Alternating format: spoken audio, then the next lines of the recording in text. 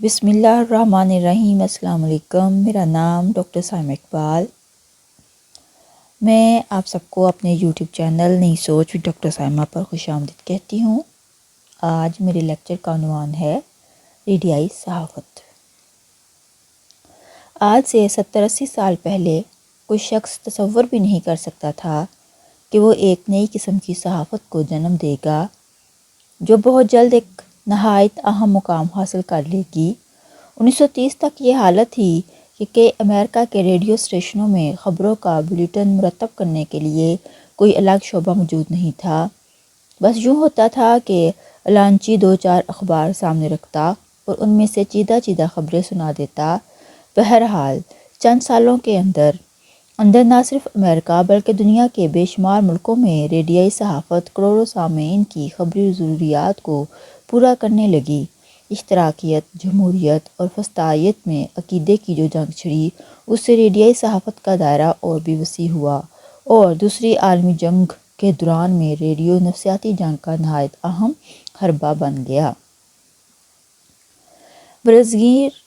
برعظیم پاک و ہند میں پہلے بمبئی، کلکتہ، لاہور میں چھوٹے ریڈیو اسٹیشن بنے۔ دوسری عالمی جنگ سے 1 سال قبل آل انڈیا ریڈیو مستحکم انداز میں قائم ہوا۔ یہیں سے خبروں کی نشریات شروع ہوئیں اور جب 1947 میں پاکستان بنا تو ریڈیو پاکستان معرض وجود میں آ گیا۔ ریڈیائی خبروں کے ذرائع۔ اخباری صحافت اور ریڈیائی صحافت کے ذرائع خبر رسانی تقریباً ایک سے ہیں۔ جس طرح اخبار خبررساں اداروں کی سروس لیتے ہیں، ملکی اور غیر ملکی اطلاعاتی محکموں کے مواد سے فائدہ اٹھاتے ہیں، ان پر مستزاد اپنے خصوصی نامہ نگاروں کی فراہم کردہ خبریں چھاپتے ہیں، اس طرح ریڈیو کو بھی تمام ذرائع خبر رسانی تک دسترس حاصل ہے۔ مختلف بڑے شہروں میں ریڈیائی نامہ نگار مقرر ہوتے ہیں جو خاص دلچسپی کی خبریں مہیا کرتے ہیں۔ یہی کیفیت ریڈیو پاکستان کی ہے۔ یہ اپنے نامہ نگاروں سے ٹیلی پرنٹر کے ذریعے رابطہ قائم رکھتے ہیں۔ ان سب ذرائع کے علاوہ ریڈیو کے ایک اہم شعبہ مانیٹرنگ سیکشن کا کام یہ بھی ہے کہ دنیا بھر کے اہم ریڈیو اسٹیشنوں کے خبرنامے سنے اور ان سے اپنے سامعین کی دلچسپی کی خبریں اخذ کر لی جائیں۔ ہر خبرنامہ کارکن بیک وقت سنتے ہیں اور اپنی اپنی جگہ اہم خبریں ٹائپ کرتے جاتے ہیں۔ دونوں کی ٹائپ شدہ کاپیاں نیوز روم میں پہنچتی ہیں اور ان کا مقابلہ موازنہ کر کے ایک رپورٹ مرتب کر لی جاتی ہے۔ ریڈیو پاکستان کی خبری تنظیم۔ ریڈیو پاکستان کی خبری تنظیم کا مرکز اسلام آباد میں ہے۔ یہاں سے ہر 24 گھنٹے کے دوران میں اندرون ملک اور بیرون ملک کے لیے خبرنامے نشر ہوتے ہیں۔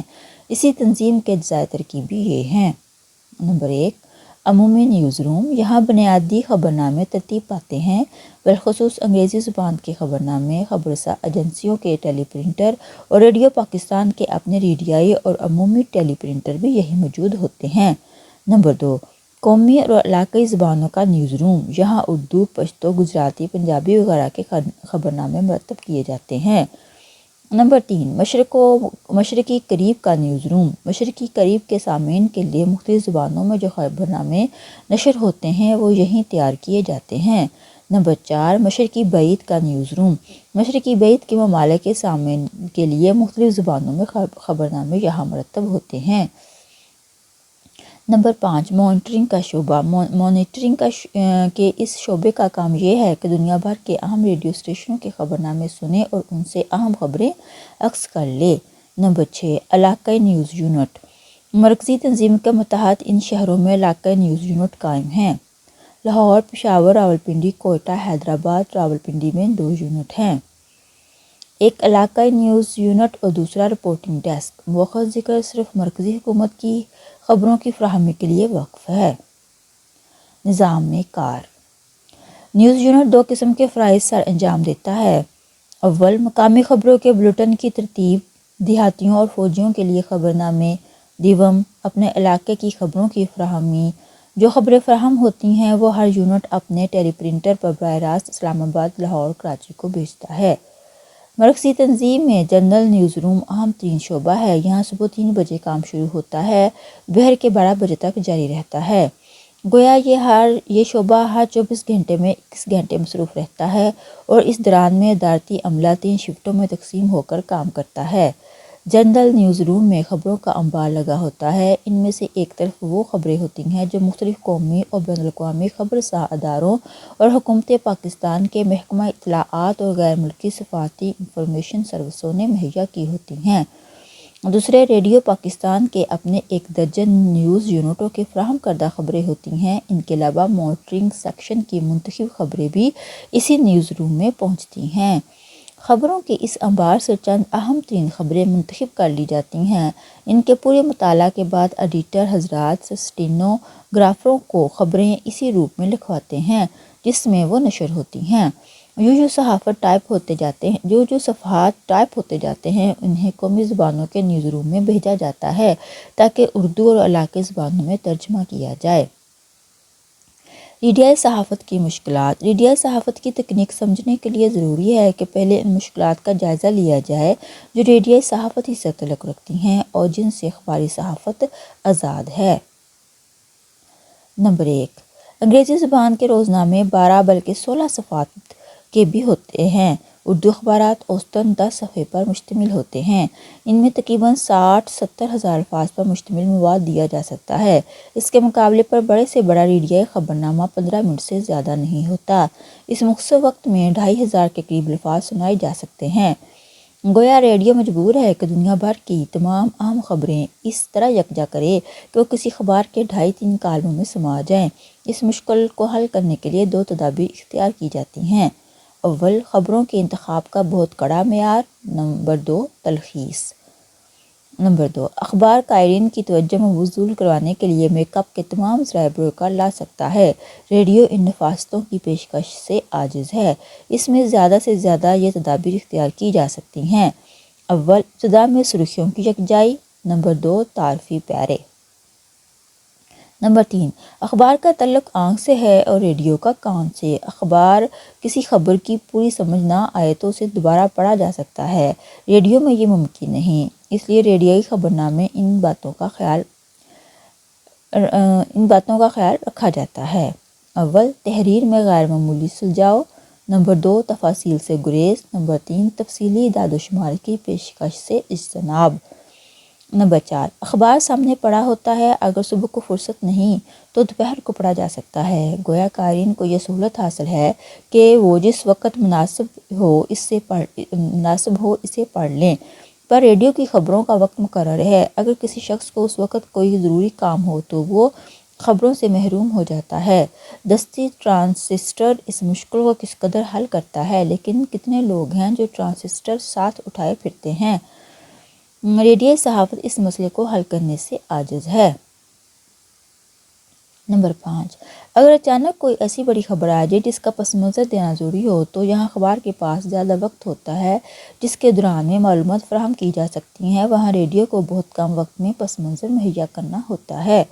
نمبر 6، اخبار ہر قسم کی خبریں چھاپ سکتے ہیں، جنس و جرم اور حادثاتی خبروں کو رنگ آمیزی سے دلچسپ بناتے ہیں۔ ریڈیائی صحافت ایسی خبریں دے سکتا ہے، نہ سنسنی خیزی کر سکتا ہے۔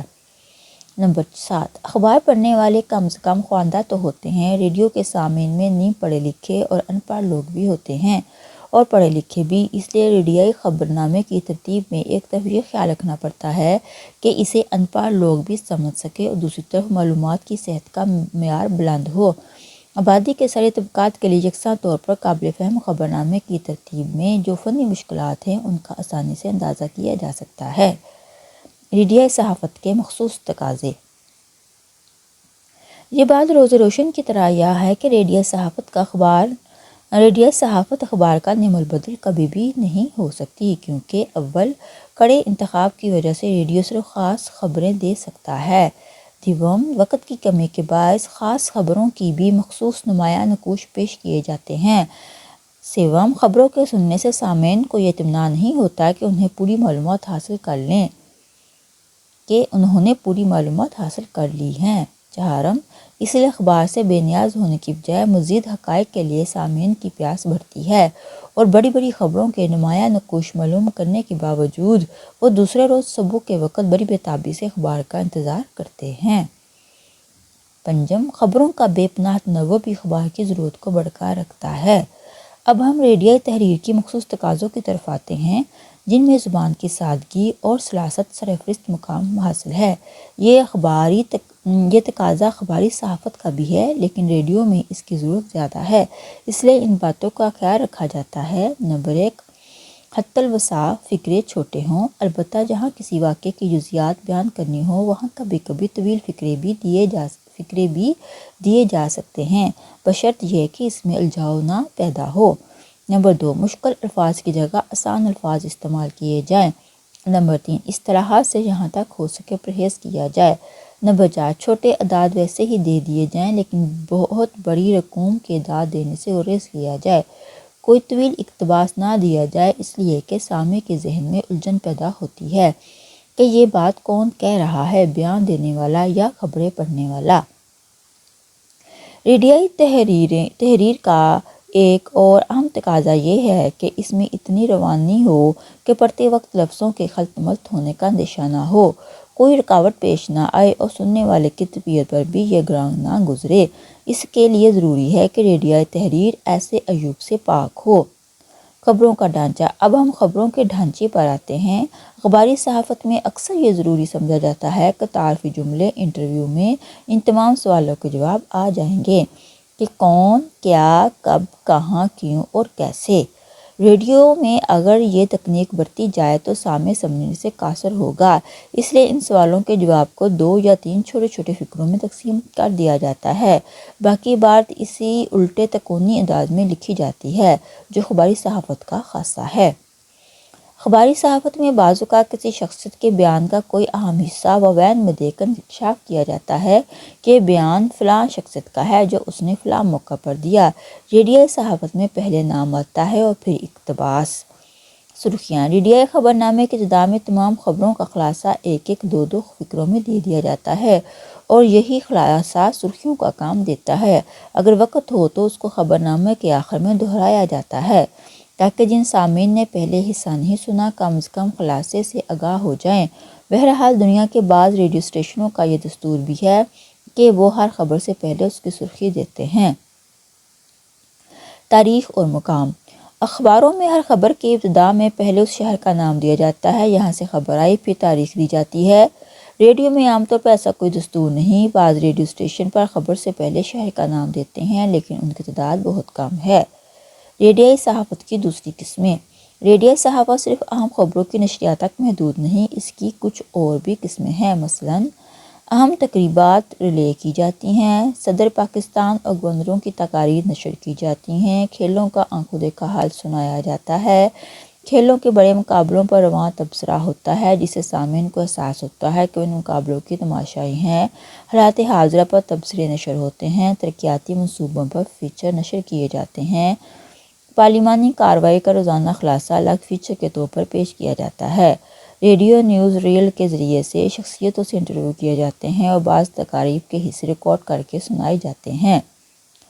اچھا جی، اب یہاں پہ ہمارے اس لیکچر کا اختتام ہوتا ہے۔ ہم نے ریڈیائی صحافت میں ریڈیا خبروں کے ذرائع، ریڈیائی صحافت کے مخصوص تقاضے، ریڈیائی صحافت کی مشکلات، نظام کار، ریڈیو پاکستان کی خبری تنظیم، ریڈیو صحافت کی دوسری قسمیں پر سرحاصل بات کی ہے۔ مجھے امید ہے کہ آپ کو یہ لیکچر پسند آئے گا۔ اس کے ساتھ ہی مجھے اجازت دیں۔ اللہ حافظ۔